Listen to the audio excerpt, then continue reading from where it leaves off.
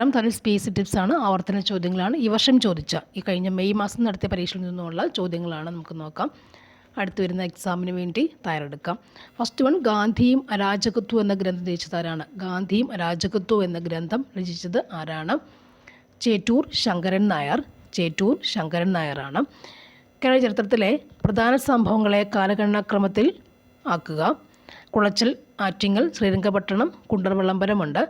അതിന് പ്രധാന സംഭവങ്ങളെ കാലഗണനാക്രമത്തിൽ ഒന്ന് ചെരിമ്പടി ചേർക്കുക എന്നുള്ളതാണ്. ആൻസർ ഓപ്ഷൻ സി ആണ്.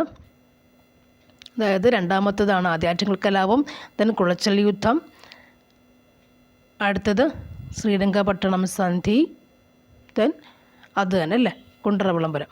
ഓക്കെ, ആറ്റിങ്ങൽ കലാപം, കുളച്ചൽ യുദ്ധം, അതിൻ്റെ വർഷം കൂടി ഒന്ന് ഏറുകൂടി ഓർത്ത് വെക്കുക. ഓക്കെ, നെക്സ്റ്റ് ചേരുംപടി ചേർക്കുക. ഒന്നാം ലോക മഹായുദ്ധം, 2 ഹിറ്റ്ലർ, ബെനിറ്റോ മുസോളിനി ഉണ്ട്.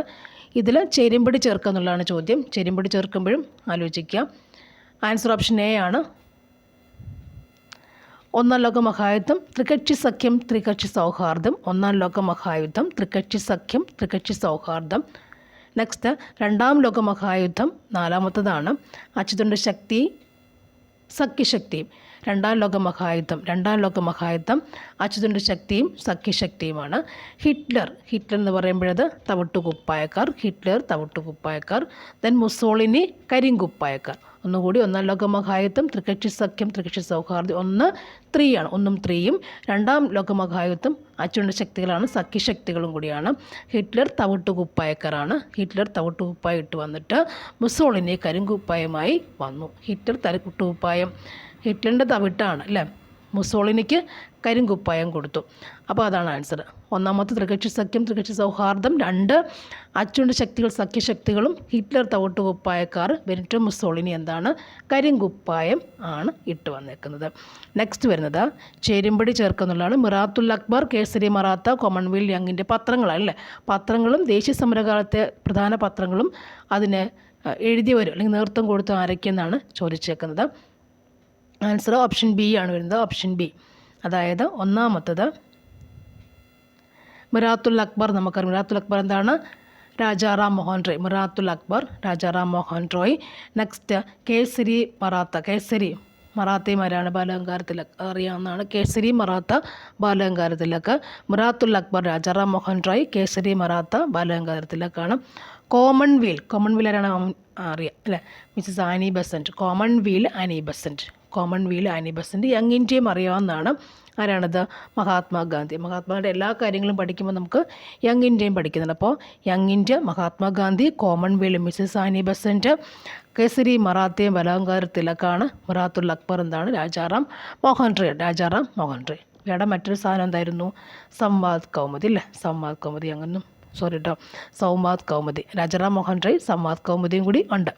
നെക്സ്റ്റ് വരുന്നത് ചെരുമ്പടി ചേർക്കുക. അതിൻ്റെ ആൻസർ എന്താ വരിക? എത്രാമത്തെയാണ്?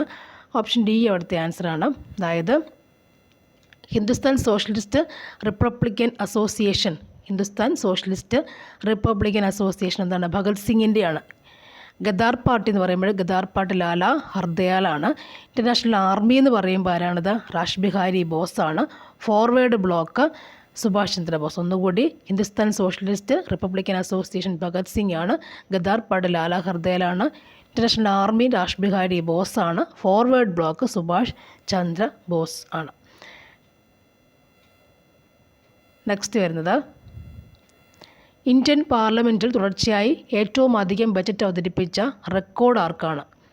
ആൻസർ നിർമ്മല സീതാരാമനാണ്.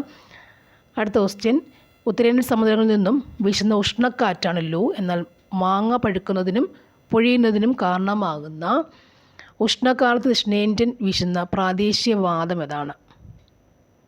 ആൻസർ എന്താണത്? Mango shower. നെക്സ്റ്റ്, ഭൂമി സൂര്യനോട് അടുക്കുന്ന ഏറ്റവും അടുത്ത വരുന്ന ദിനം സൂര്യ സമീപ ദിനം എന്ന് പറയുന്നു, അല്ലെങ്കിൽ പെരിഹീലിയൻ എന്ന് പറയുന്നുണ്ട്. പെരിഹീലിയൻ ദിനം ഏതാണ്? ഭൂമി സൂര്യനോട് ഏറ്റവും അടുക്കുന്ന പെരിഹീലിയൻ ദിനം എന്നാണ്. ആൻസർ ജനുവരി 3 ആണ്. നെക്സ്റ്റ്, ഇന്ത്യയുടെ കാലാവസ്ഥ, ജനജീവിതം എന്നിവ രൂപപ്പെടുത്തുന്നതിൽ ഉത്തരപർവ്വത മേഖല വഹിക്കുന്ന പങ്കുമായി ബന്ധമില്ലാത്ത പ്രസ്താവന. ആൻസർ എന്ന് പറയുന്നത് ഓപ്ഷൻ സി ആണ്, ബന്ധമില്ലാത്തതാണ് ഓപ്ഷൻ സി ഇല്ല. അപ്പോൾ ഉത്തരപർവ്വത മേഖല വഹിക്കുന്ന പങ്ക് ഏതൊക്കെയാണ്? നദികളുടെ ഉത്ഭവ പ്രദേശമാണ് ഉത്തരപർവ്വത മേഖല.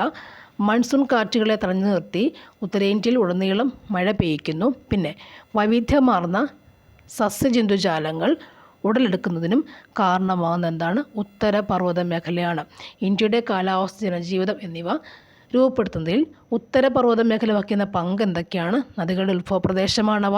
മൺസൂൺ കാറ്റുകൾ തടഞ്ഞു നിർത്തി ഉത്തരേന്ത്യയിൽ ഉടനീളം മഴ പെയ്യ്ക്കുന്നു. വൈവിധ്യമാർന്ന സസ്യജന്തുജാലങ്ങൾ ഉണ്ടാകുന്നതിന് കാരണമാകുന്നത് എന്താണ്? ഉത്തരപർവ്വത മേഖല ആണ്. അടുത്തത്, ഉപദ്വീപീയ പീഠഭൂമിയിലെ പലരൂപ ശിലാപാളികളും ഉയരം കുറഞ്ഞ കുന്നുകളിലുമാണ് ധാതു വിഭവങ്ങൾ ഏറെയും കേന്ദ്രീകരിച്ചിട്ടുള്ളത്. ഈ മേഖലയുമായി ബന്ധപ്പെട്ട് തന്നിരിക്കുന്ന പ്രസ്താവനകൾ തെറ്റായത് ഏതാണ്? തെറ്റായ പ്രസ്താവന ഏതാണ്? ഏറ്റവും താഴത്തെയാണ്, ഇതാണ്. അപ്പോൾ ശരികൾ എന്തൊക്കെയായിരുന്നു? ഇത് ഉപദ്വീപീയ പീഠഭൂമിയിൽ വന്നേക്കുന്നത്, അവിടെയാണ് ധാതുവിഭവങ്ങൾ ഏറ്റവും കൂടുതൽ ഉള്ളത്. അപ്പോൾ അതുമായിട്ട് ബന്ധപ്പെട്ട പ്രസ്താവന ഏതൊക്കെ, ശരികൾ ഏതൊക്കെയാണ്? ഛോട്ടാ നാഗ്പൂർ പ്രദേശം ഇന്ത്യയിലെ ഏറ്റവും സമ്പന്നമായൊരു ധാതു വിഭവ കലവറയാണ്. നമുക്കറിയാവുന്ന കാര്യമാണിത്, എപ്പോഴും ചോദ്യമുള്ളതാണിത്. ധാരാളം അലോഹ ധാതുക്കൾ ലഭ്യമാണ് അവിടെ. ഓക്കെ. ഉപദ്വീപീയ പീഠഭൂമിയെ വടക്കിഴക്കൻ പീഠഭൂമി പ്രദേശം, മധ്യമേഖല തുടങ്ങിയ ഭാഗങ്ങളിൽ തിരിച്ചിട്ടുണ്ട്. അപ്പോൾ ഇത് ഉപദ്വീപീയ പീഠഭൂമിയെക്കുറിച്ചുള്ള ഫാക്ട്സുകളാണ് അല്ലേ.